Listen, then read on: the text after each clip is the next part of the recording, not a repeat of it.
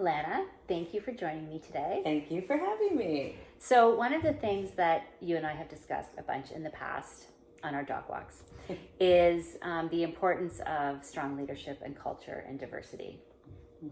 And I'm interested in talking about where you are taking this in your career, because you are in I call it the search and talent management profession. And I'm really curious about what you are seeing, how you are seeing these trends develop in your field. Well, and I specialize in the legal industry currently, which I think has traditionally been a bit behind with respect to diversity and with respect to culture. And I see them now rushing very haphazardly to catch up. One example of that would be, when they first started talking about diversity, it was solely focused on hiring more women. Now it seems very often their focus is hiring more people of color. And I do speak with some women who feel that now they're being left behind because they didn't get the full benefit of Phase one. Phase one, yes. And they're now in phase 4. Right. And again, I think every organization will be different, but if it's possible to generalize, what have you seen as the impetus or the pressure for law firms and legal departments really realizing that they need to make some changes here? Where is that coming from? I think the pressure is coming from a few different places. I think it's coming from their clients. Their clients want to know that they have a diverse group of lawyers working on their files. I think it's trickling down, particularly from the US, because I do think that, speaking of dog walks, I do think that the US was a step ahead of Canada in recognizing this, but I think that it's also coming from the community as a whole. Right. And do you see that the candidate pools are you finding that they are really oh my gosh, this is terrible. Get down, Zoe. Get down. Are you seeing that they are really excited about this opportunity and they can sort of tell the difference between employers who are, I'll call it, a little bit more enlightened and authentically there versus ones that are maybe hearing the drumbeat from their client base? Like, do candidates care? I do think candidates care. And I think they are very intelligent about understanding if people are, walking the walk. Yeah. I have worked, and I haven't seen it as much from law firms. Walking the walk? Yes. Yeah. I've seen it more from corporations, where they really are walking the walk. I think law firms in particular in Canada have had a challenge, not just with diversity of color or diversity of gender. They've had a challenge with diversity of experience. Right. When you look at the typical Bay Street law firms, most of the people who joined them knew each other in high school in Toronto. Right. As opposed to getting a more diverse group of candidates who maybe their parents weren't lawyers. Okay. And what about if you think, oh my gosh. You're the worst dogs ever. Sorry, Marina.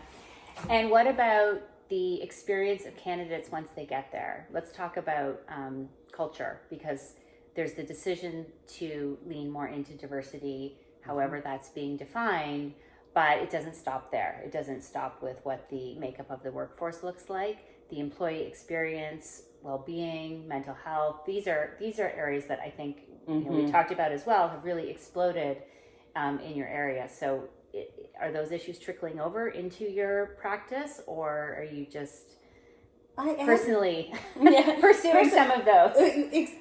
So in my practice, in my organization, they are certainly not trickling over. Right. I have seen it in law firms. I very often take part in webinars on mental health. And Davies, for example, has a mental health committee now. Wow. And it has been spearheaded by one partner who suffered from depression, and they've now spearheaded this group, which Davies is a surprise to have that, because it's known as one of the harder working firms. So I am starting to see a little bit of that, but I think most law firms are putting money towards it, but not putting it into practice. So they'll say, well, we'll give you $500 a year for mental wellness, or we'll give everyone access to this meditation app. Right. But if you're working 2,600 hours a year, you don't have time to use that meditation app. Right.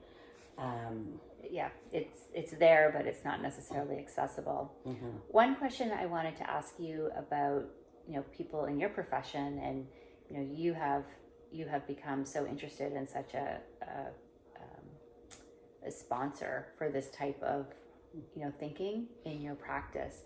What kind of support or training is available to people in the search profession to allow them to really expand their horizons, so that when they're engaging with clients and with candidates, that they're really well equipped to expand their professional impact? I'm sorry to say, but I don't think there is any training. Right.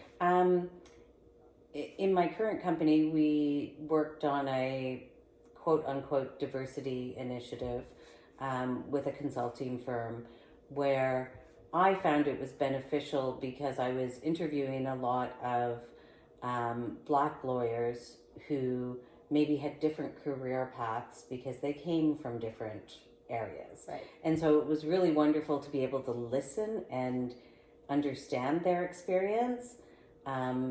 But I haven't really received training into how to fix that, other than to share the information I've learned. Yeah.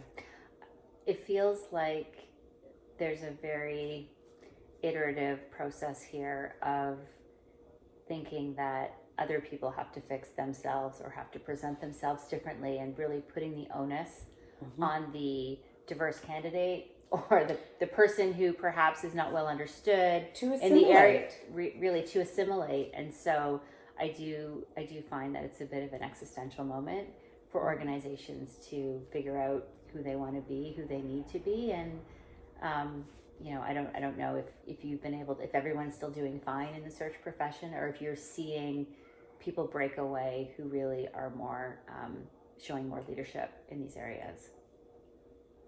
I think we are seeing people break away who are showing more leadership in these areas. I hope to be one of those people eventually. I have a personal interest and passion in protecting people's mental health and their mental wellness. And I think, particularly over the past couple of years, you're seeing a lot of burnout in the industry, in my industry, in the legal industry, I think in industries across the board, while you're still having organizations saying that they support mental health and mental wellness initiatives. Right.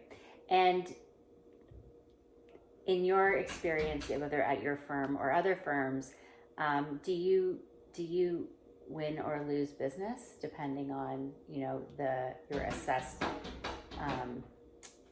capabilities and authenticity on these issues? I guess my follow-on question would be the individual versus the firm. So you're very enlightened and genuinely interested in these issues, but how do you see people making their choices about who to work with? Because there is a lot of choice. I think we are starting to see more on the candidate side, not on the client side. Okay, interesting. Choosing to work with different people, and they're choosing based on their values. If all they're looking for is a bigger job with more money, then there's certain individuals that they should work with. Right. If they're looking for someone who's going to be really authentic and honest and transparent about the opportunities which are available, they'll choose another individual. Right. It makes for a pretty tough landscape to navigate if you're a client or a candidate, right? Mm-hmm. Because it's that mix of your values, reputation, your knowledge about what other choices out there, Mm-hmm. and you may by accident wind up with the right firm or the wrong firm to help you. Well, and I think it's also tough for an individual consultant in a search firm, because I'm sure I have lost deals because I am transparent, Right. and that's okay for me. Right. I've also, I was just speaking with my employment lawyer who I placed into a role 10 years ago, I believe, with an employment lawyer who has a horrible reputation. But I was incredibly transparent with her. I said, Right. maybe you'll stay there for 2 years, get your experience, and then move on, but it won't be an easy 2 years. Right. And she stayed for 10 years and became managing partner before going out on her own. Right. Well, I think having people who have a very strong moral compass and integrity, I think hopefully there'll be a lot more people like that, sort of making their way in business, in search, in investments, and that's all we can hope for. Oh, exactly. And I think we certainly need it in search, because like one of my partners likes to say, often we're viewed as used car salesmen. Oh gosh. Mm-hmm. And I do think some people still feel that way about search. Right. Well, I don't with you. And Okay. I'm glad we had a chance to chat today. Thank you for your time. Excellent. Thank you. This was not painful.